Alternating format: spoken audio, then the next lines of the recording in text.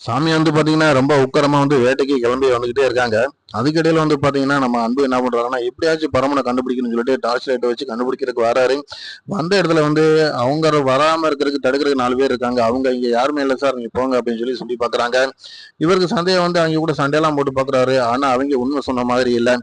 ஒரு கடத்துல அவங்களெல்லாம் விரட்டி விட்டுட்டு அதே பாதையில வந்து விரட்டி வராரு. பறமை கட்டி இருக்கிறத பார்த்துட்டு எப்படியாச்சும் காப்பாத்திரலான்னு கயிறை கழட்ட வராரு. அந்த நேரம் பாத்தீங்கன்னா ரிஷி வந்து நேரம் வந்து அன்போட மண்டையிலே கட்டையா கொண்டு அடிச்சிடாப்ல. அதுக்கப்புறம் அன்பு மயங்கி கீழே விழுந்துறாப்ல. கோயில பாத்தீங்கன்னா ரொம்ப கவலைப்படுறாங்க நம்ம இளமதி. எப்படியாச்சும் அவரை காப்பாற்றணும்னு சொல்லி துடி துடிக்கிறாங்க. அந்த நேரம் பார்த்து கோயில உள்ளவங்களா, ஏமா சாமிக்கு பின்னாடியே நீ போனோன்னா கண்டிப்பா அது பிரச்சனை ஆகி போயிருமா அப்படின்னு சொல்லிட்டு அங்க உள்ள ஒரு கேட்ல வந்து வந்து இளமதியை வந்து உள்ள தள்ளி கதவை பூட்டி விட்டுறாங்க. அவங்க ரெண்டு ரொம்ப தட்டு தடுமாறி ரொம்ப கவலைப்படுறாங்க. எப்படியாச்சும் காப்பாற்றணும் நான் பரமன் அப்படின்னு சொல்லி எவ்வளவு சொல்லி பாக்குறாங்க. ஆனா ஊர்ல இருக்கிற பெண்கள் வந்து அவங்கள விட மாட்டாங்க.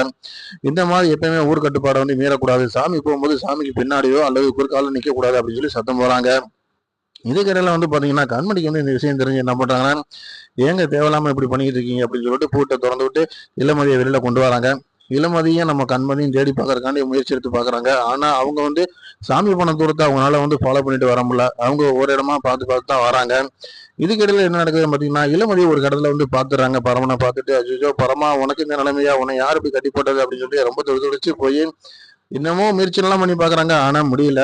இதுக்கிடையில பாத்தீங்கன்னா ஊருக்கு அவுட்டர்ல உள்ளவங்க என்ன பண்றாங்கன்னு பாத்தீங்கன்னா, ஏமா அங்க குறுக்கால நிக்காதமா, சாமி வந்துகிட்டு இருக்கு, ஆபத்து வந்துருமா அப்படின்னு சொல்லி ரொம்ப வந்து இது பண்ணி பேசுறாங்க. ஆனா இளமதி வந்து பரமன் விட்டு போக முடியாம இளமதி அதாவது வந்து பரமனவே மறைச்சு இளமதி வந்து நிக்கிறாங்க. செத்தா 2 பேரும் சாகுறோம், இல்லைன்னா ஒன்னா வாழ்றோம் அப்படின்ற இடத்துக்கு நிக்கிறாங்க.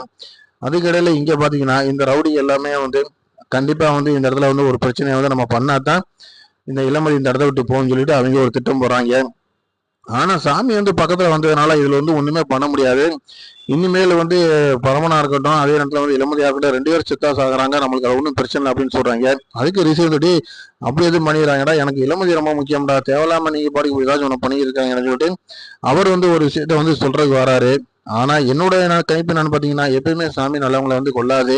வரசாமி கண்டிப்பா வந்து அந்த ஏனார் சாமி வந்து இவங்க 2 பேர்த்தையுமே வந்து அருள்வாக்கு சொல்லி 2 பேர்த்தையுமே வந்து ஆசீர்வாதம் பண்ணும் அப்படின்ற நம்பிக்கை எனக்கு கண்டிப்பாவே இருக்கு ஃப்ரெண்ட்ஸ். அதே மாதிரி உங்க கருத்துக்களை நீங்க கமெண்ட்ல பதிவு பண்ணுங்க.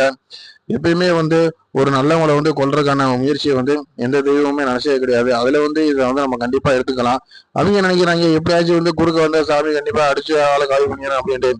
எல்லாத்தையும் அடிச்சு காலி பண்றதுக்கு வந்து சாமி வந்து அப்படி கிடையாது. நல்லவங்க யாரு கேட்டவங்க சாமி எதிரின்றனால இந்த விஷயத்துல வந்து கண்டிப்பா வந்து நம்ம இளமதியையும் பரமனையும் காப்பாற்றி 2 பேர்த்துக்கும் ஆசீர்வாதம் பண்ணி நீங்க 2 பேரும் வந்து கல்யாணம் பண்ணி சந்தோஷமா வாழுங்கண்டு சாமி அருள்வாக்கு சொல்ல போது அதுதான் நடக்க போகுது. அவங்க 2 சேர்றதுக்கான ஒரு வாய்ப்புகள் வந்து நிறையவே இருக்கு. நடக்குமா என்னங்கிற நம்ம தொடர்ந்து பார்க்கலாம். லைக் பண்ணுங்க, ஷேர் பண்ணுங்க, சப்ஸ்கிரைப் பண்ணுங்க.